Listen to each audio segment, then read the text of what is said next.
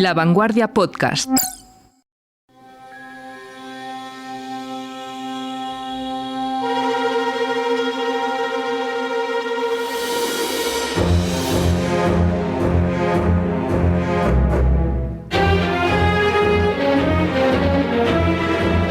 Intentamos responder una pregunta que es muy vieja, que se le han hecho muchos filósofos, muchas personas muy sabias antes que nosotros, que es entender la naturaleza humana, ¿no? Si el hombre por naturaleza es bueno o malo. La pregunta del millón. Sí, el niño no es bueno por naturaleza, no somos buenos por naturaleza. Lo que pasa es que la sociedad nos impone una educación que nos hace ser lo suficientemente buenos como para no empezar a matar a nuestros congéneres. Supongo que este gen de las cavernas aún lo seguimos teniendo. Dossier negro. Un podcast de La Vanguardia.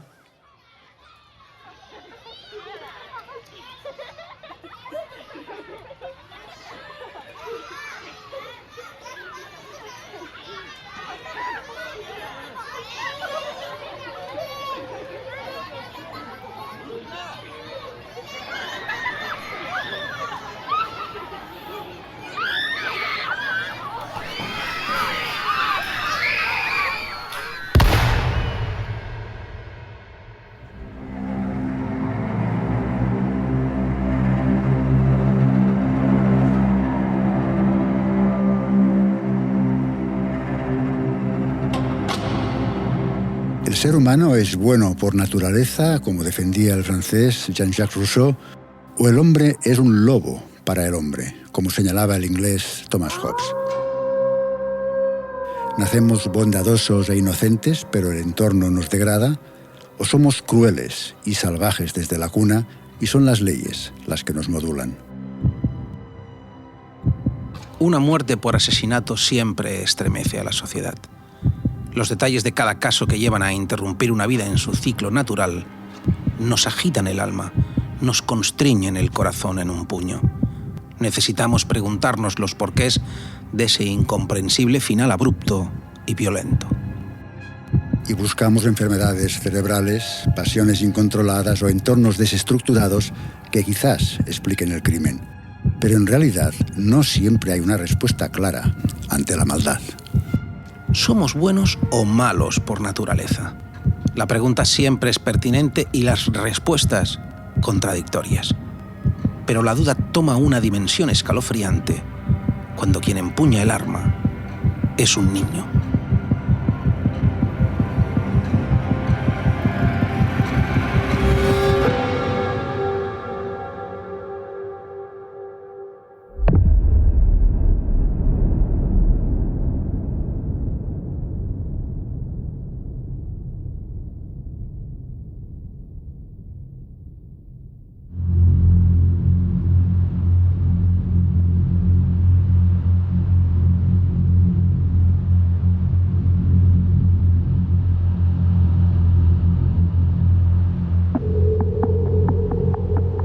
El periodista, escritor e historiador César Alcalá y la experta psiquiatra forense Blanca Navarro han estudiado a fondo las diferentes tipologías de menores que, por distintas razones, se han convertido en criminales. En el libro Perfiles psiquiátricos de niños asesinos, de la editorial Almuzara, han analizado diversas características comunes en los crímenes protagonizados por niños o por adolescentes y han sistematizado las diferentes peculiaridades de cada caso hasta distinguir varios perfiles distintos que tienen a menores de edad como protagonistas de un asesinato. Una imagen que siempre resulta llamativa. Porque rompe los esquemas, rompe lo que pensamos que es un niño. Blanca Navarro, psiquiatra forense. Como la imagen que tenemos de lo que es un niño no cabe en esa imagen. El mal, cuando suceden estas aberraciones, ya no solamente es la gravedad de la aberración, sino que choca de lleno con la imagen que tenemos todos, de alguna manera, de lo que pensamos que es un niño. Sin embargo, la imagen estereotipada del niño frágil e inocente no responde a la realidad, según el historiador César Alcalá. Al contrario, En su análisis considera que el ser humano, desde pequeño, tiene en su sangre la semilla del mal. Yo creo que sí. Es que los niños son crueles. Es que si hacemos un poco de revisión, los niños son crueles por naturaleza. Es decir, tú ves en patios de colegios o en jardines los niños jugando y hay crueldad. Por una pelota son capaces de pegarse. El estereotipo de que el niño es bueno y que cuando es adulto ya es malo, yo creo que lo tenemos que borrar, y yo creo que aquí se borra bastante con el libro.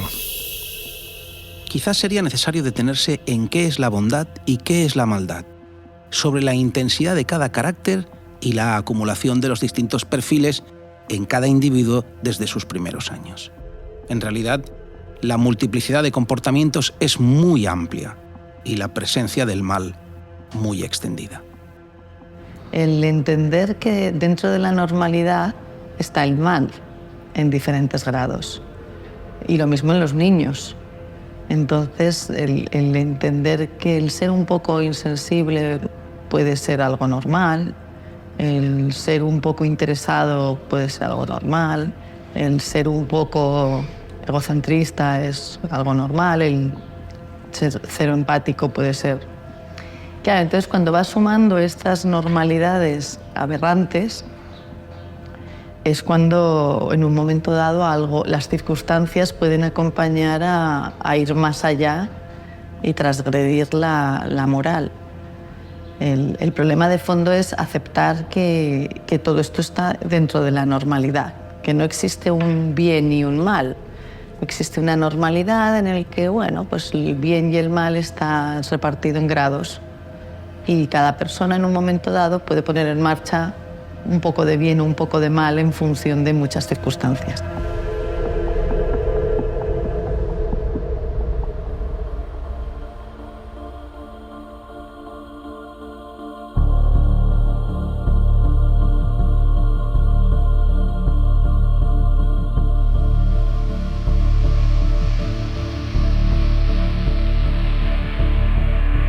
Para responder a la pregunta del millón sobre el origen de la bondad y de la maldad, Alcalá y Navarro plantean un acercamiento a las distintas realidades en un abanico que contempla desde lo estrictamente neurobiológico, enfermedades mentales, predisposiciones genéticas o impulsos intrínsecos del individuo, hasta la incidencia del entorno social, la familia, la vecindad, el nivel económico o la coyuntura histórica.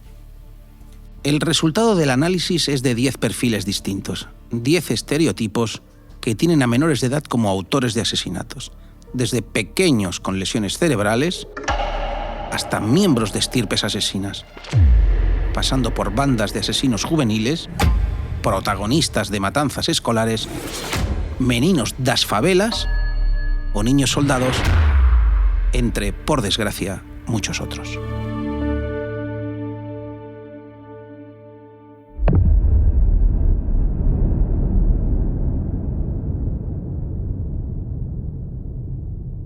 Lesiones cerebrales.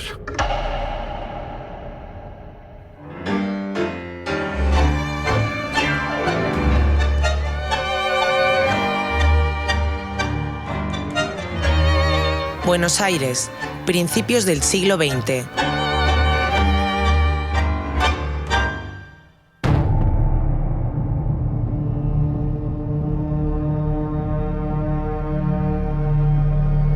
Cayetano Santos Godino, nacido en Buenos Aires el 31 de octubre de 1896, fue el octavo hijo de una familia de ascendencia calabresa. Le llamaban el petiso orejudo por sus prominentes pantallas auditivas. El padre era alcohólico y enfermo de sífilis. Él siempre fue rebelde y agresivo. Estuvo internado en diferentes centros institucionales para corregir su comportamiento irascible, pero fue en balde. Pegaba tremendas palizas a sus compañeros y a cualquier pequeño que descubriera sin vigilancia. La policía pudo evitar sus 2 primeros intentos de asesinato, cuando contaba con solo 9 años de edad, pero no pudo evitar los siguientes. El primero, una niña de 3 años a la que enterró viva. Mató a 4 niños más, a golpes, por asfixia o clavando un clavo en la cabeza de su última víctima. además de provocar varios incendios y matar diversos animales. Finalmente, con solo 19 años, fue recluido de por vida en la prisión de Ushuaia. Murió a los 48, por una paliza que le propinaron varios internos. Había matado a un gatito que era la mascota de la cárcel.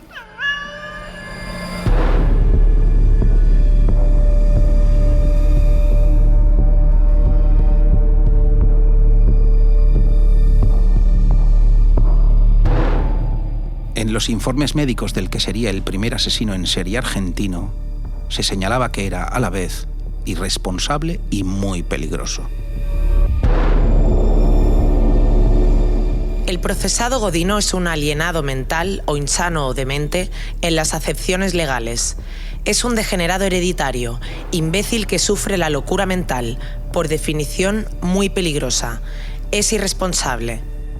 Este sería el primer perfil de niño asesino, el que correspondería a un cerebro seriamente dañado. Claro, empezando por este concepto estrictamente neurobiológico, planteamos que hay cerebros dañados. Hay cerebros, utilizando algo coloquial, hay cerebros que están dañados de serie. O sea, ya hay personas que han nacido con un cerebro dañado. O bien porque puede haber un daño cerebral, una inteligencia muy límite o por debajo de la normalidad, muy por debajo de la normalidad, que además de no tener capacidad para discernir el bien y el mal por sí misma, puede además haberse sobreañadido un entorno sociofamiliar, pues además lesivo, ¿no? y dañino, ¿no? Para el desarrollo de esta persona que ya de serie, de nacimiento, es vulnerable. Claro, empezando por lo neurobiológico, hemos empezado por estos cerebros dañados y que en este cerebro dañado lo que está dañado es la capacidad de conectar con la otra persona, ¿no? Al final, las bases del mal son la empatía, o la falta de empatía, ¿no? La falta de capacidad de conectar con el sufrimiento del otro, entendiendo que cuando uno es capaz de conectar con el sentimiento del otro, el ver al otro sufrir en un cerebro indemne es un freno suficiente para parar la conducta dañina.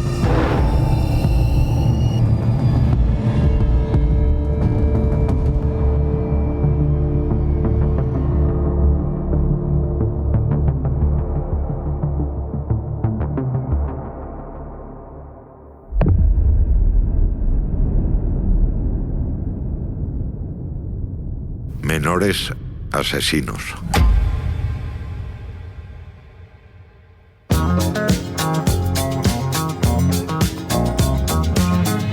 Nueva York, 19 de marzo de 1978.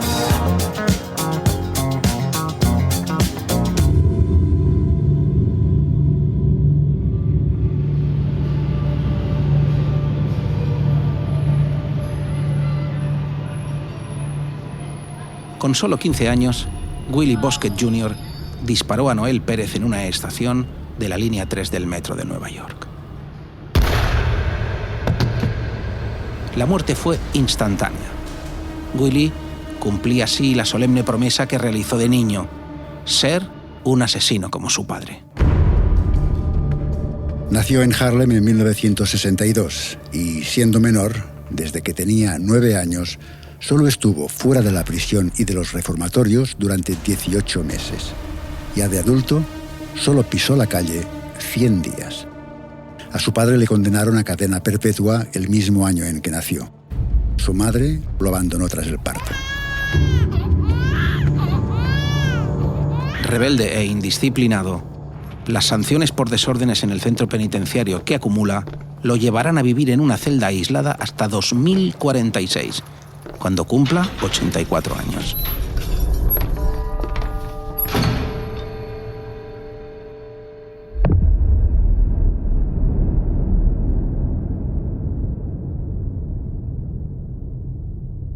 Hey Jude, don't make it bad. Newcastle, Inglaterra, 1968. And make it better.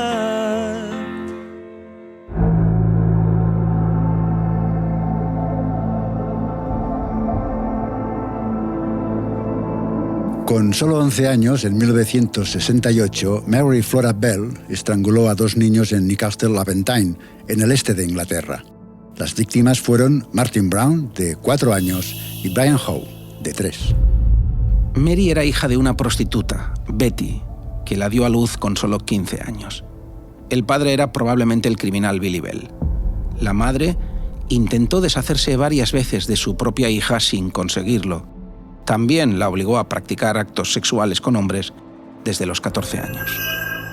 El juzgado consideró que Mary realizó los crímenes bajo responsabilidad reducida, por su falta de conciencia debido a una psicopatía. Obtuvo la libertad en 1980. Una orden judicial de por vida le da derecho al anonimato, que se ha ampliado para proteger la identidad de su hija y de su nieta.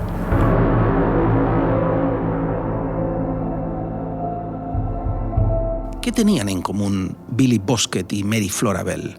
En realidad, el asesino Willie y la asesina Mary fueron las primeras víctimas de sus progenitores. Por abandono o por abuso, en los primeros años de su vida sufrieron malos tratos de tal gravedad que los marcarían de por vida.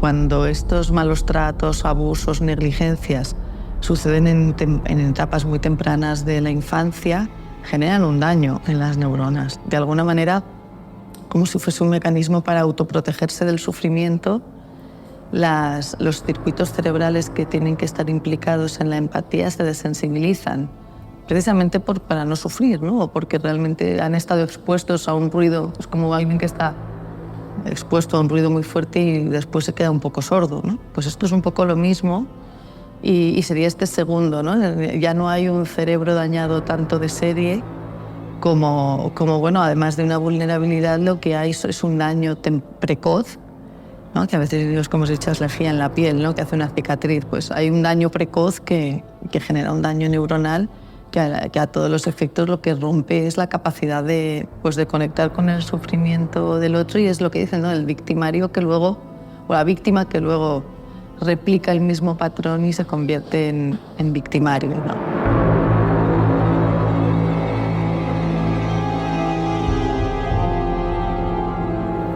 Que a lo mejor necesitarían un tratamiento psicológico los padres y están convirtiendo a sus hijos en auténticos monstruos. Y ese es el grave problema, ¿no? Que convirtieron a estos niños en monstruos cuando el monstruo interior lo llevaba el padre, ¿no?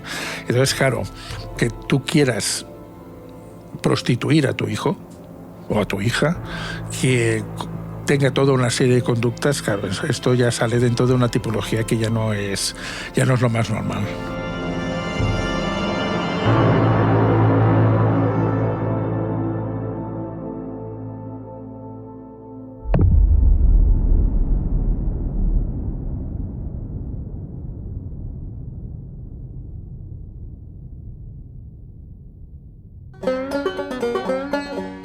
Kentucky, 1929.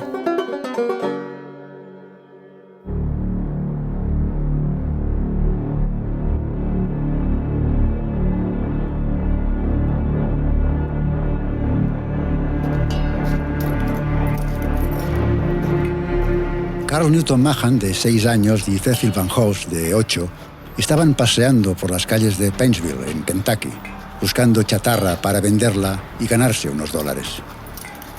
Durante una disputa por quedarse un pedazo de metal, Cecil abofeteó a Carl y salió corriendo. Carl apenas se inmutó. Se dirigió a su casa, cogió una pistola del cajón donde la guardaba su padre y salió de nuevo a la calle al encuentro de Cecil. «Te voy a disparar», le dijo. Y disparó.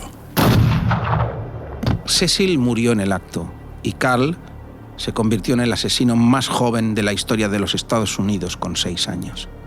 Fue condenado por homicidio involuntario a 15 años de reformatorio, que fueron sustituidos por una fianza de $500 que pagaron sus padres.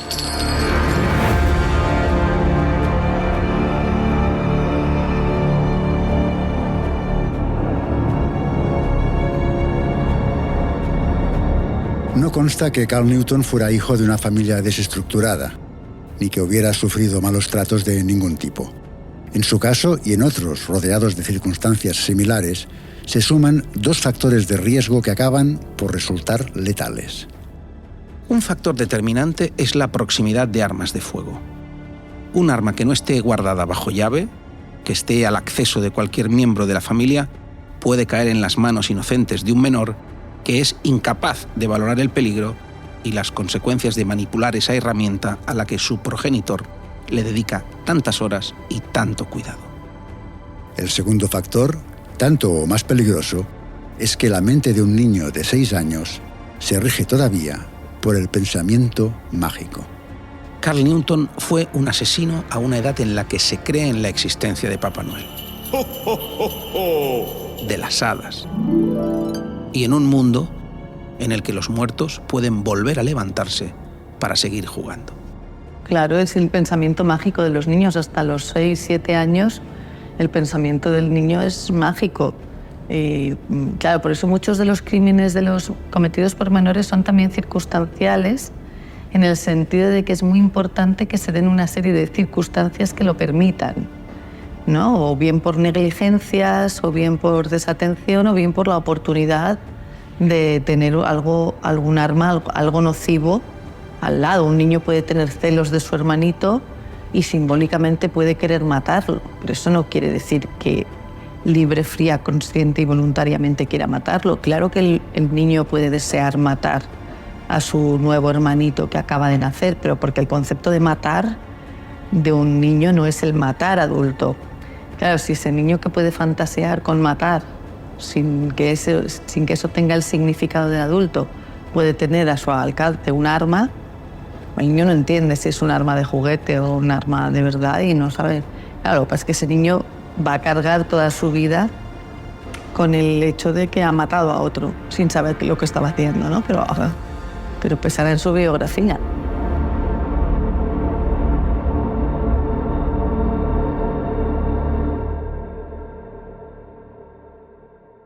Estirpes delictivas.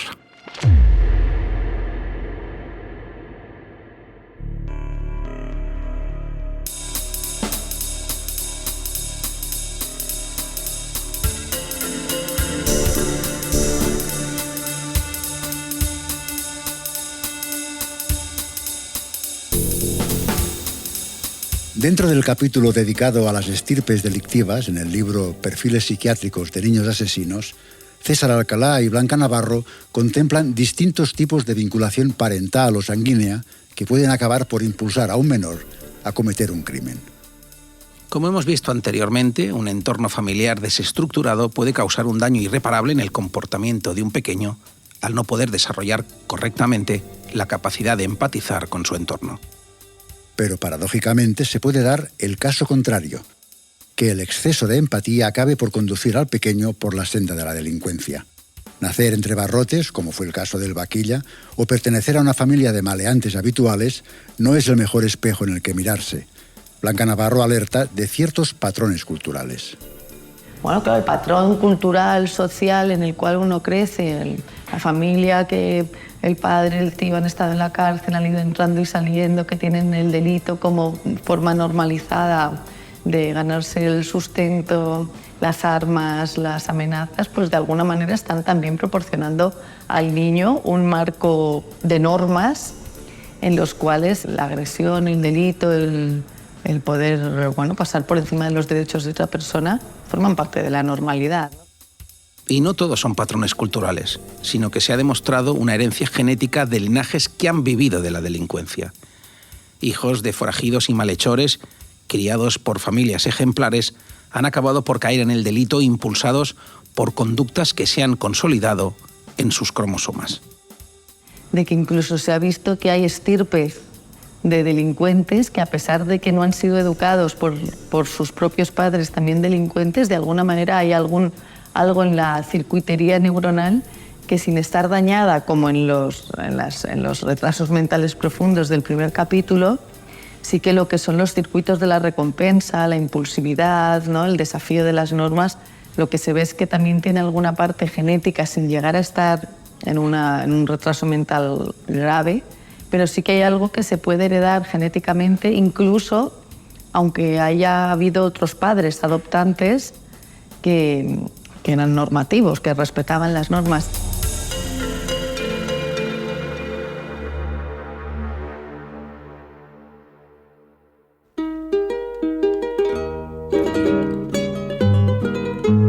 Santa Cruz de Tenerife, 16 de diciembre de 1970.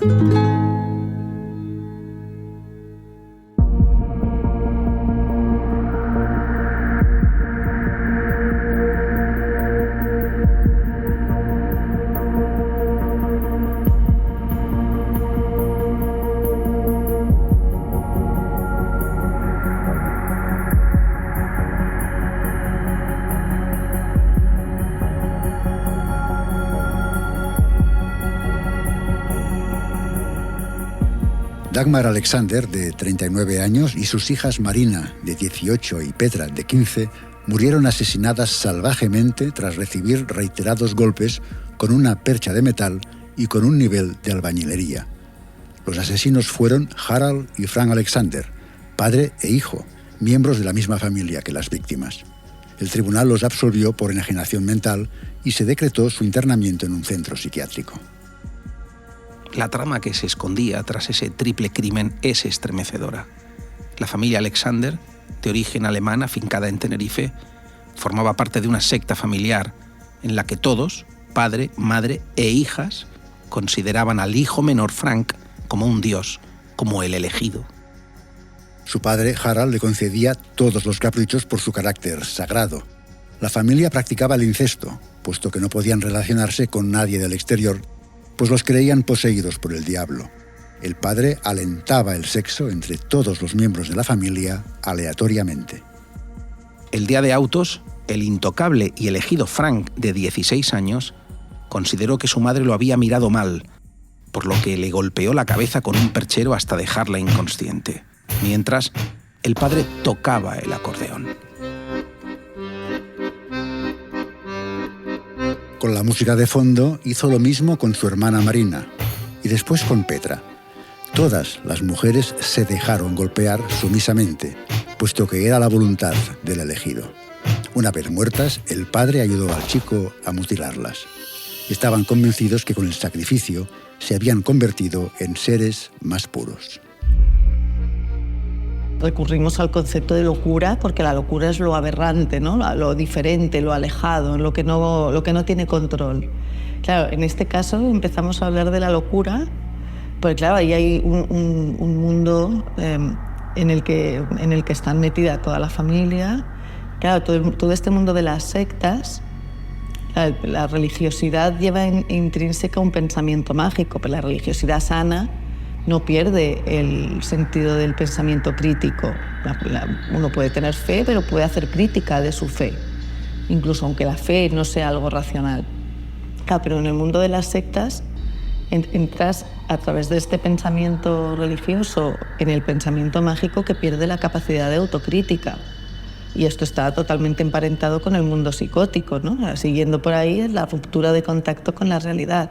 Esta familia está en un sistema de relación pues eso, alejado de la realidad, en el sentido de atribuir estos poderes mesiánicos a este hijo, que era el elegido, un poco menos que omnipotente, ¿no?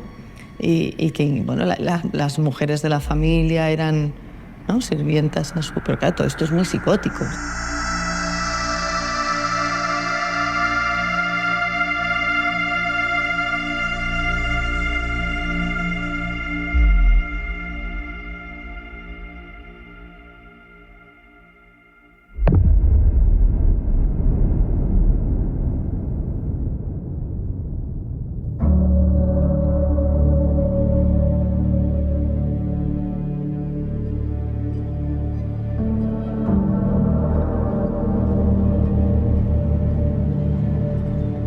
Las lesiones cerebrales, el abandono o los malos tratos, el formar parte de una estirpe delictiva, son algunos de los elementos que pueden favorecer que un niño, que un menor de edad, llegue a convertirse en un asesino, aunque la imagen nos resulte chocante.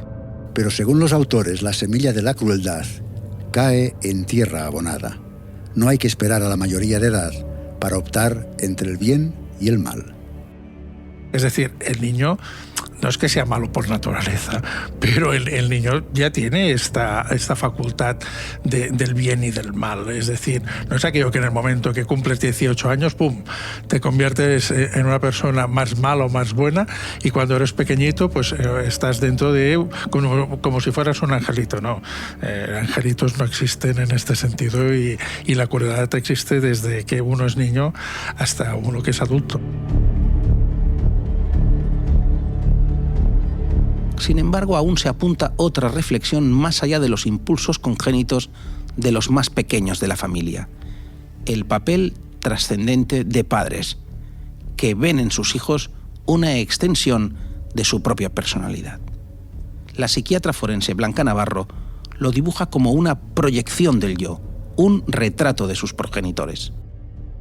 Que el niño es una proyección del yo, ¿no? O sea, el niño son mis genes, es mi creación, ¿no? El niño no es una vida que yo he generado para que sea autónoma y se desarrolle, sino el niño es mi sangre, la proyección de mi linaje, y una continuidad de mi propio yo, ¿no? Entonces, claro, el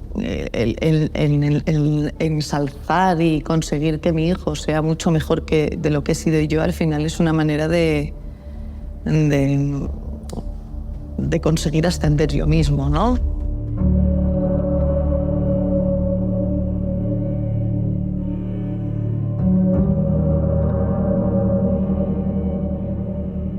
Cerramos el capítulo de los menores asesinos, pero no cerramos todavía el libro de sus perfiles psiquiátricos.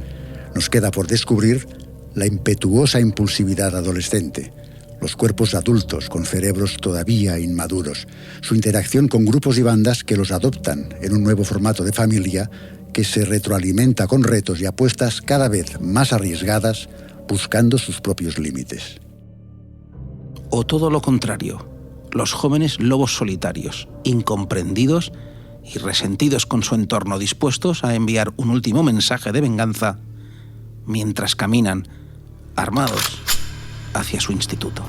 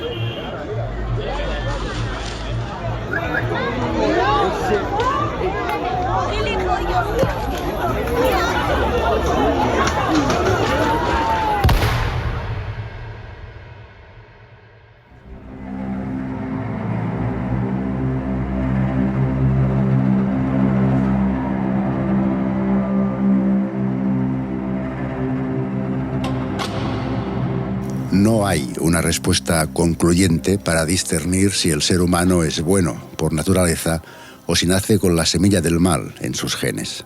Hay quien dice que el entorno, una familia desestructurada o un barrio hostil pueden crear una predisposición a la violencia que no existía previamente. Otros, por el contrario, indican que son las leyes, las normas y valores sociales los que atenúan y contienen una agresividad inherente a las personas en su lucha por la supervivencia. El historiador y periodista César Alcalá y la prestigiosa psiquiatra forense Blanca Navarro han estudiado a fondo los distintos tipos de comportamiento que han llevado históricamente a menores de edad a cometer uno o varios asesinatos. Lo han sistematizado en el libro Perfiles psiquiátricos de niños asesinos y han contemplado hasta 10 divisiones distintas que transitan desde los menores con mentes enfermas de nacimiento hasta criaturas totalmente predestinadas a la violencia por un entorno hostil y agresivo. En el episodio anterior relatamos los casos de las lesiones cerebrales, la influencia de progenitores perversos y la crueldad congénita de niños nacidos en estirpes instaladas en la delincuencia. En este capítulo entraremos en el mundo salvaje, impetuoso, contradictorio, efervescente, impulsivo inmaduro y desafiante de la adolescencia. Menores en un cuerpo de adulto.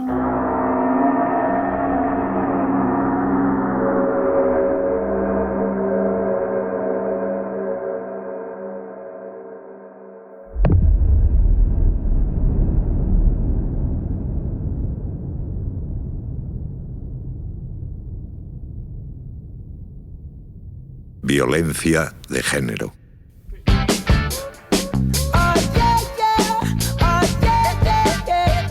Benabarre, Huesca, 31 de marzo de 2013.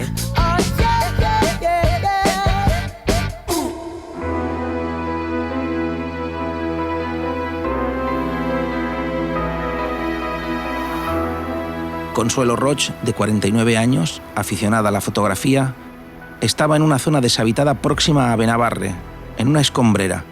Había ido hasta allí a tomar unas imágenes. Era un domingo por la mañana. No lo vio venir. Inesperadamente, el joven Antonio Belmonte la abordó e intentó besarla. Ella se opuso. Hubo un forcejeo. Él le tapó la boca con la mano.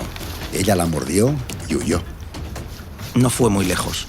Armado con una piedra que encontró en el suelo, le golpeó en la cabeza.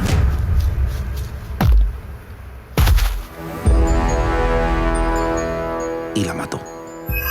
En el juicio, la defensa alegó que el agresor estaba en ese momento bajo la influencia de un brote psicótico, pero el tribunal lo desestimó. Nada más cometer el crimen, escondió el cuerpo, la piedra y la cámara de la víctima, por lo que era consciente que había cometido un acto ilícito. Belmonte se justificó, insistiendo en que había visto al demonio, que se asustó y que le tiró una piedra. Finalmente, se decidió que cumpliera la condena en un centro especializado en trastornos del comportamiento.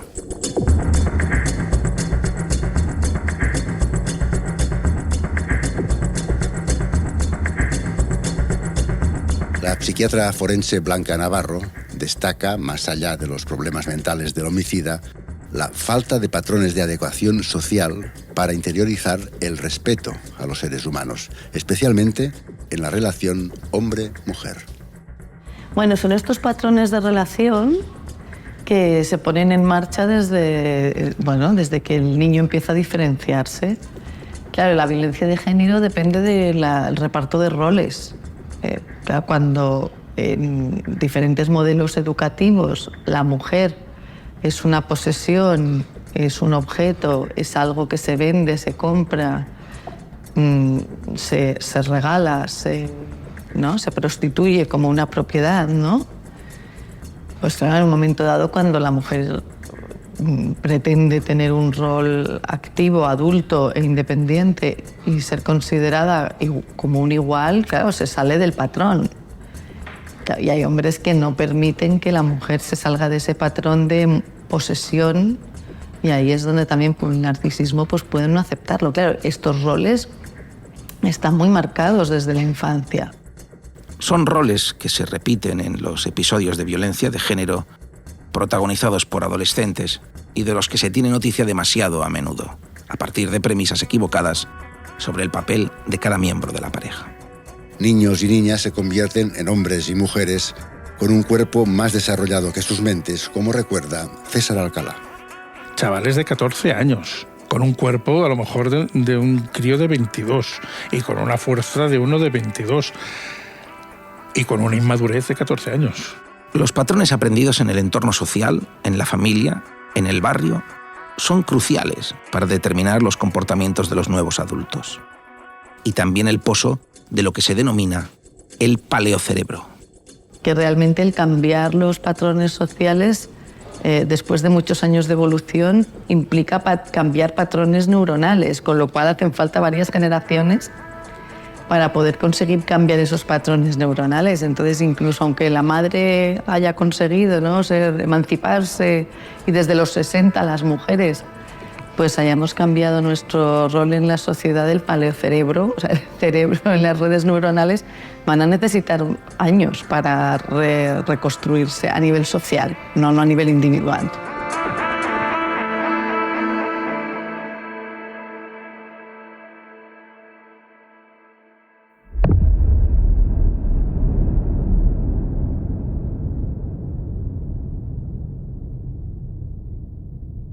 Matar al padre.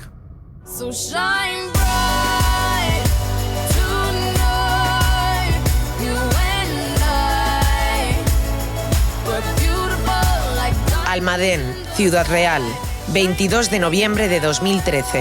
Shine bright like a diamond.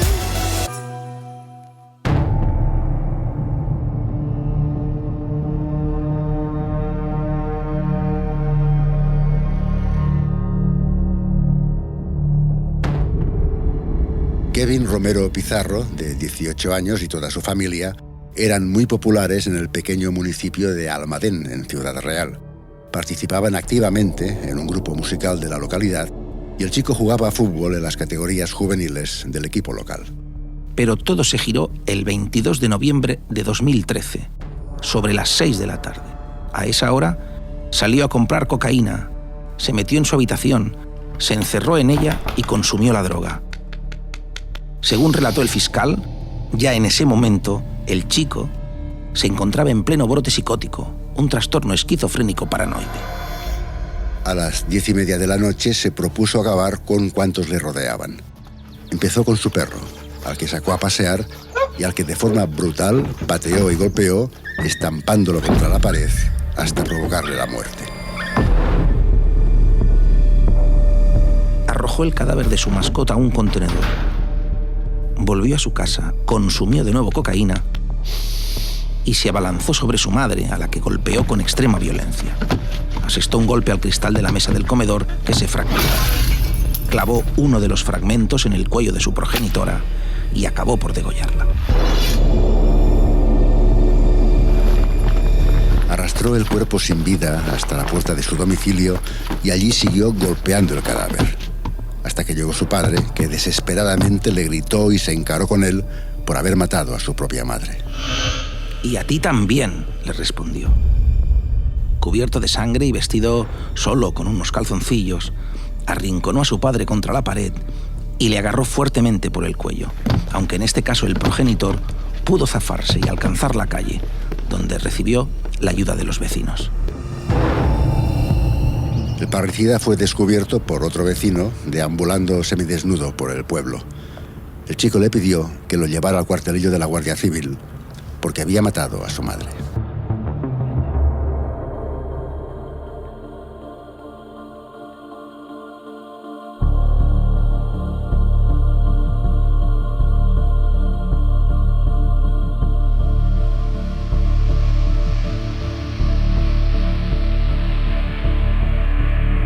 El choque generacional entre padres e hijos sitúa a los progenitores como víctimas predilectas de los hijos más conflictivos.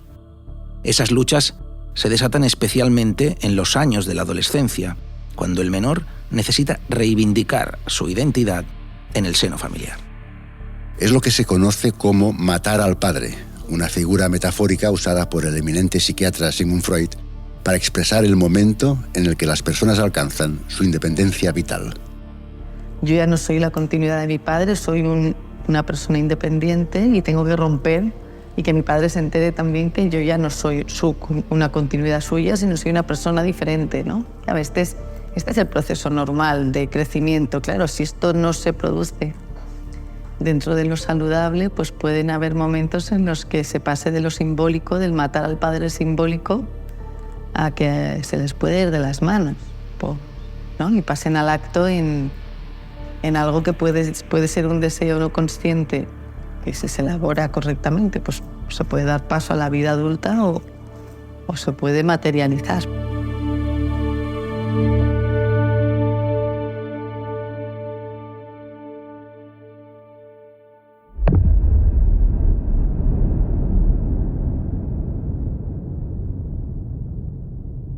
Violencia en grupo.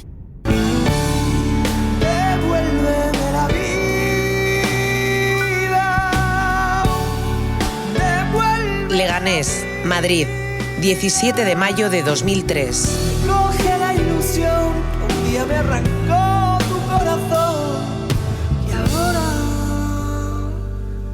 devuélveme la vida.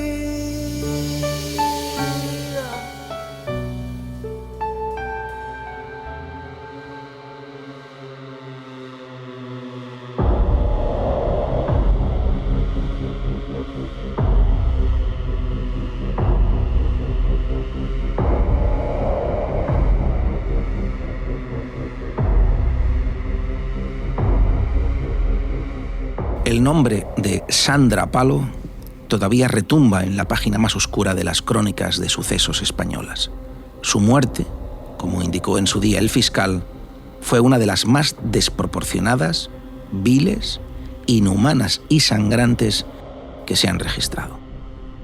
Se la recordamos. Un grupo de amigos de entre 14 y 18 años, jóvenes delincuentes reincidentes, liderados por Rafael Fernández García, llamado el Rafita o Pumuki, salieron con ánimo de ampliar su imparable historial criminal, cada vez más violento. Se cruzaron pasadas las 2 de la madrugada en la plaza elíptica de Carabanchel con Sandra Palo y su novio, que salían de un encuentro con sus compañeros de clase. Estaban esperando el autobús. Rafita dio una orden a su banda. Aquella noche quería liarse con aquella chica. A punta de navaja, secuestraron a Sandra, la subieron en un coche y abandonaron al novio a su suerte. En un descampado fue torturada, inmovilizada y violada, uno tras otro. Y para evitar que los delatara, decidieron acabar con su vida. La atropellaron con el coche hasta en 15 ocasiones. Con Sandra todavía agonizando, la rociaron con gasolina y le prendieron fuego.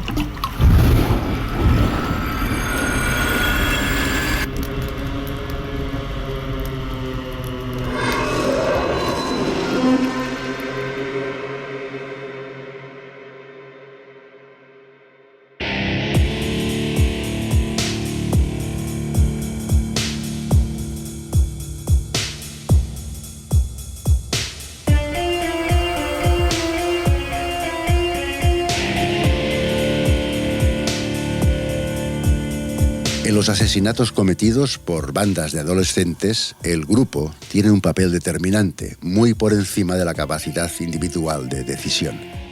Cada uno de los elementos que forma parte de la comunidad acaba por supeditarse a la disciplina del conjunto en una espiral de la que es muy difícil salir.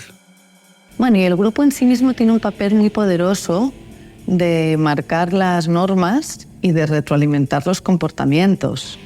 Es decir, el ser aceptado por el grupo implica compartir una serie de normas comunes que te hace pertenecer al grupo y diferenciarte de los que no son del grupo. Y a la vez el grupo refuerza conductas, ¿no? Entonces el grupo no solamente es la suma de varios individuos, sino que cuando varios individuos se comportan en grupo, no solamente es una suma, sino que hay una potenciación mutua de los... Esto es lo típico, ¿no? De, venga, a que no te atreves, ¿no? Pues venga, pues yo más, aguántame el cubata. La banda se transforma así en un nuevo elemento social. Se articula a menudo dentro del barrio donde viven sus componentes y, generalmente, se constituye en un rol alternativo al de la familia que sus protagonistas no han tenido.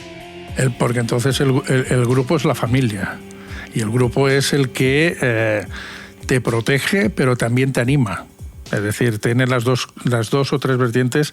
Puede tener una buena, que es la familia, que no han tenido en cuenta en una familia, una protección, un cuidado, pero también es perverso porque esta familia te provoca o te obliga a hacer toda una serie de cosas que no harías de normal. Son paradigmáticas de este proceso de criminalización de los menores de edad las conocidas como bandas latinas, con sus señales de identidad, sus rituales de iniciación y unas leyes propias de exigente cumplimiento.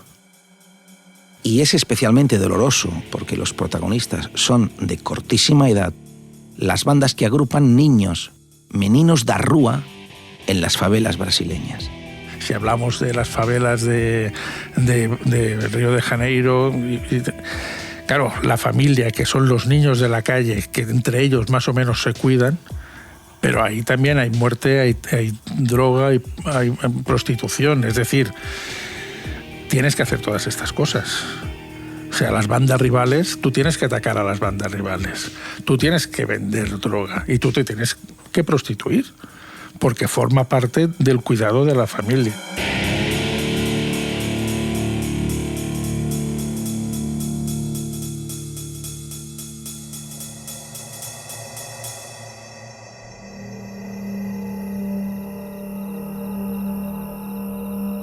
Si las bandas de adolescentes pueden convertirse en un auténtico peligro social, por retroalimentación y por volumen, no son menos alarmantes los jóvenes aislados y resentidos que actúan a contracorriente, los lobos solitarios.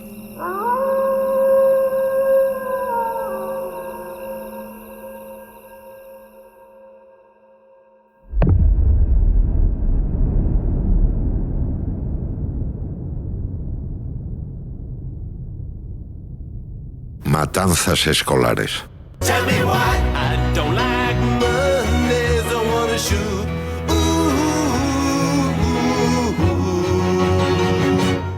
The whole day down. Cleveland, Ohio, 29 de enero de 1979.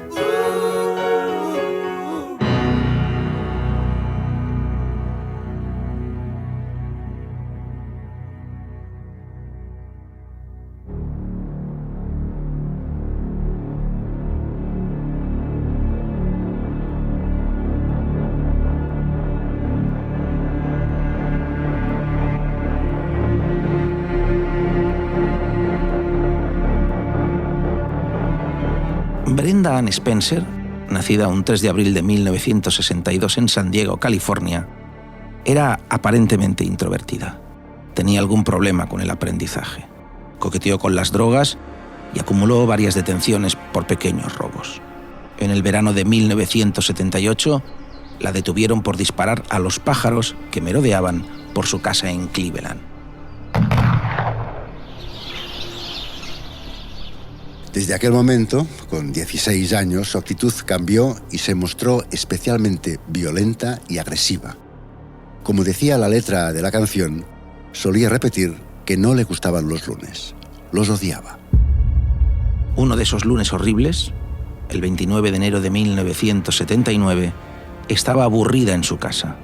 Miró por la ventana y se fijó en los niños de la Cleveland Elementary School que estaban jugando ante su ventana. Según contó posteriormente, le pareció que eran como patos en una charca. Un blanco fácil, por tanto. Desenfundó un rifle Ruger semiautomático de 22 milímetros con mira telescópica que le habían regalado por Navidad. Apuntó y empezó a disparar.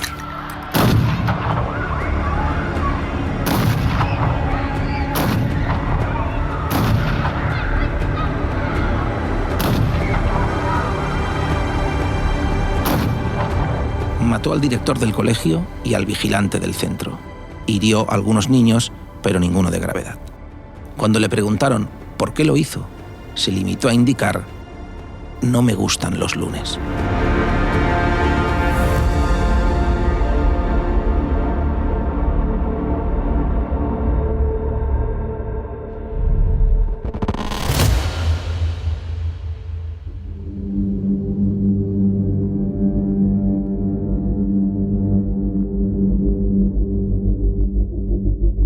La lista de matanzas escolares en los Estados Unidos es extensa. Columbine, Red Lake, Virginia Tech, Sandy Hook son nombres de centros de enseñanza secundaria vinculados a tiroteos que se han cobrado decenas de víctimas. Solo en 2022, los Estados Unidos registraron hasta 26 ataques con un total de 46 víctimas, entre muertos y heridos, con un patrón repetitivo. Un lobo solitario, egocéntrico y resentido. Ellos quieren que se sepa que han sido ellos. Los otros trabajan en manada. Los que hablábamos antes trabajan en manada y tanto les importa si se sabe o no se sabe. Los otros tienen una especie de un egocentrismo. Si nos damos cuenta, muchos de los críos estos que han entrado en colegios antes han dejado un vídeo en YouTube diciendo todo lo que iban a hacer, que estaban enfadados con el mundo, con la vida, que si no los entendían, que si mil y una historias. Pero te lo dejan allí. Y luego cometen el asesinato, pero en el momento que se investiga, descubren que existe este vídeo. O sea, hay un egocentrismo de ellos de decir, oye, no os pensáis que yo he hecho esto porque me he vuelto tarao en un momento determinado, he cogido la pistola y empezado. No, esto tiene todo un proceso.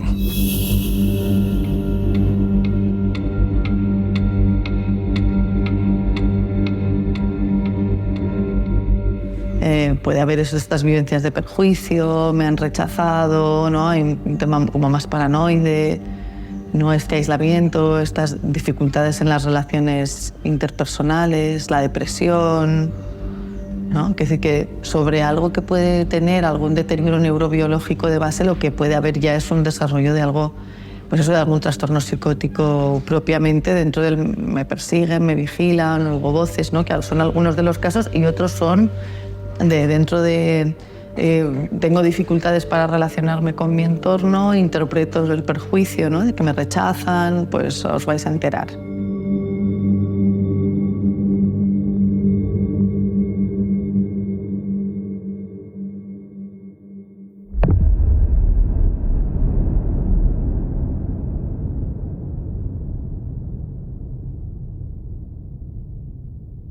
Los niños del Estado Islámico.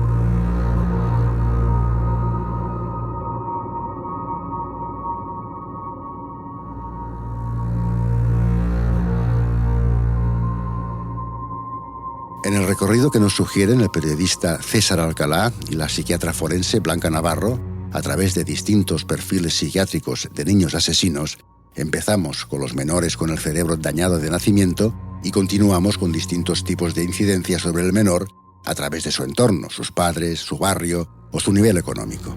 Los últimos capítulos del estudio se centran en los niños nacidos en zonas o territorios que viven en un conflicto grave. Se trataría de los niños de las favelas, como ya se ha apuntado, o niños que viven en países en guerra, los niños soldado. Son asesinos porque matan, pero siguen siendo niños. Se han podido ver imágenes durísimas de menores vinculados a la yihad que han participado activamente en la ejecución de rehenes, aunque para ellos solo fuera un juego. Y sale el vídeo en YouTube, un crío de 3 o 4 años, que dispara a un rehén en la cabeza. ¿Quién le pone esa arma? El padre o la persona que está a su cargo. ¿Por qué aprieta ese crío la pistola? Porque para él es un juego. Él no está matando a una persona. Le han dicho, mira, si aprietas aquí ya verás lo que pasa. Y pasa que apretan y cae el niño, la persona muerta, y el niño se ríe y se lo ha pasado bien porque ha sido un juego para él. Esto es como cuando tú disparas, digamos, en los videojuegos.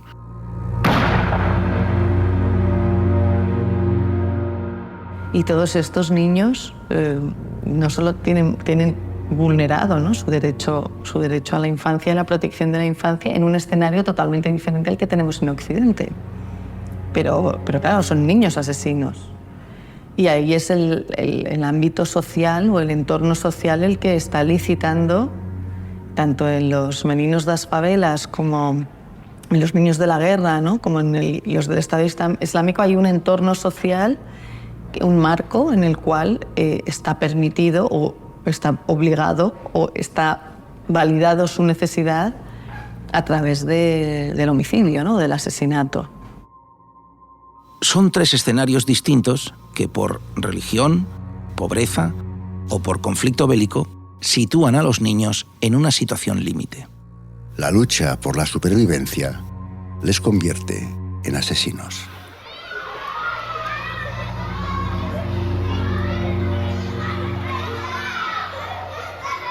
Así que es obligado repetirse la pregunta que formulamos al inicio del capítulo. ¿El ser humano es bueno por naturaleza, como defendía el francés Jean-Jacques Rousseau? ¿O el hombre es un lobo para el hombre, como señalaba el inglés Thomas Hobbes? ¿Nacemos bondadosos e inocentes, pero el entorno nos degrada? ¿O somos crueles y salvajes desde la cuna y son las leyes las que nos modulan? Claro, al final la filosofía siempre ha ido buscando respuestas categóricas, ¿no? Hume, Descartes, la tabula rasa, ¿no? Ha ido buscando, sí, somos buenos y nos volvemos malos, ¿no? al final es una conjunción de factores y en cada individuo estos factores se dan de manera diferente, ¿no? De alguna manera, una cosa son las cartas con las que nacemos y otra cosa es las circunstancias en las que jugamos esas cartas.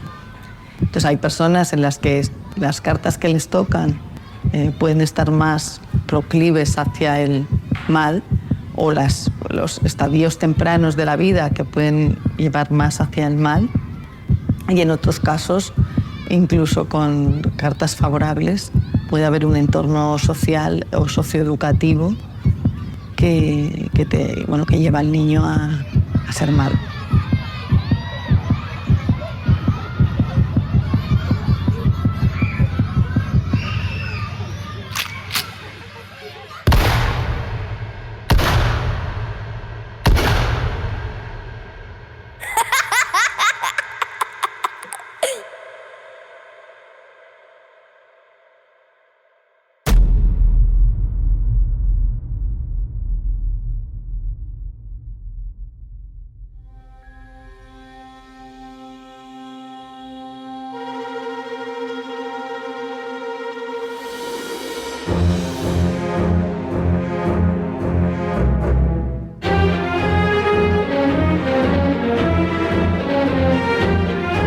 Estos son los hechos. Y este, el recuerdo de sus testigos. Guión y dirección. Pere Cullell y Enrique Figueredo. Diseño de sonido. Salva Coromina. Música original. Jorge Fernández Anrat. Voces. Miriam Elíes. Y Joaquín Luna. Dossier negro. Un podcast de La Vanguardia.